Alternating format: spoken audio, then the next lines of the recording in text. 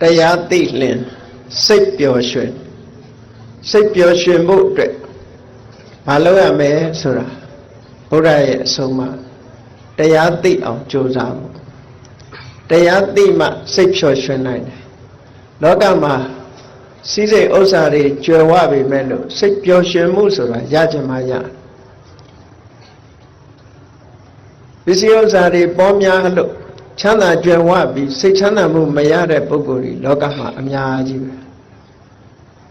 ချမ်းသာမှုဆိုတာကိုပစ္စည်းဥစ္စာကလည်းပေးနိုင်တာမဟုတ်ဘူးတခြားအရာတွေကလည်းပေးနိုင်တာ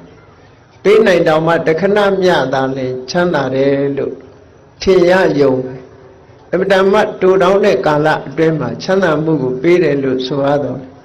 ထာဝရချမ်းသာမှုကိုပေးနိုင်တာတော့တရားအတိတာဖြစ်တယ်ဒါကြောင့်မို့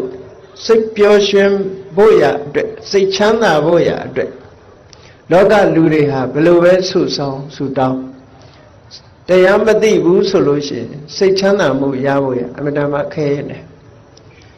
အများအပြားဗုဒ္ဓဘာသာဝင်သူတော်စင်တွေဟာဘုရားမြတ်စွာဟောကြားတော်မူခဲ့တဲ့တရားဓမ္မကို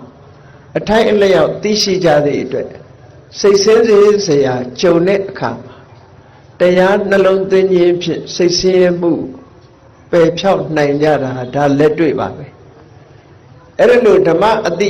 တရားအတိမရှိတဲ့ပုဂ္ဂိုလ်တွေဟာစိတ်ဆင်းရဲလာပြီဆိုလို့ရှိရင်ထွက်ပေါက်ရှာမရအောင်ဖြစ်တတ်တယ်ထွက်ပေါက်ရှာမရတဲ့အခါကျတော့တခြားနည်းတွေနဲ့စိတ်ဖြေပြောင်းမှုကြိုးစားအထောက်ကြအဲ့ဒါလို့ကြိုးစားအထောက်တဲ့အခါမှာပြဿနာတကူပေါ်တကူဆင့်ဆိုတာနော်ပေါ့စီလို့ကြောင်းရုပ်ထိုးဆေးအတွက်လေးလို့ဆိုတဲ့မြန်မာစကားလိုပဲပြဿနာတစ်ခုထပ်တိုးလာရုံသာရှိတယ်အေးတရားနှလုံးသွင်းပြီးတော့တရားအသိနဲ့စိတ်ပျော်ရွှင်မှုကိုရတဲ့ပုဂ္ဂိုလ်ဟာထာဝရငြိမ်းချမ်းတဲ့အငြိမ်းချမ်းတဲ့စိတ်ပျော်ရွှင်မှုကိုရနိုင်တာလောကလူသားတွေဟာစိတ်ချမ်းသာမှုကိုတောင်းတကြစိတ်ချမ်းသာကိုယ်ချမ်းသာအမှန်တမ်းလိုလားကြဘုရားဘာသာဝင်တွေရောဘုရားဘာသာဝင်မဟုတ်တဲ့ပုဂ္ဂိုလ်တွေစိတ်ချမ်းသာမှုဆိုတာမြေတမ်းရှာဖွေနေကြဒါကြောင့်မို့လောကလူသားတွေရဲ့တူညီတဲ့အချက်ကဘာလဲလို့ဆိုရင်ချမ်းသာကိုလိုလားခြင်းဆိုတာတူညီတဲ့အချက်ဘယ်ဘာသာဝင်ဘယ်လိုမျိုးပဲဖြစ်ဖြစ်ချမ်းသာခြင်းညာတာကြည့်ပဲဆင်းရဲမှုကိုကြောက်ရွံ့ကြတာကြည့်မြတ်စွာဘုရားကလည်းဒါကို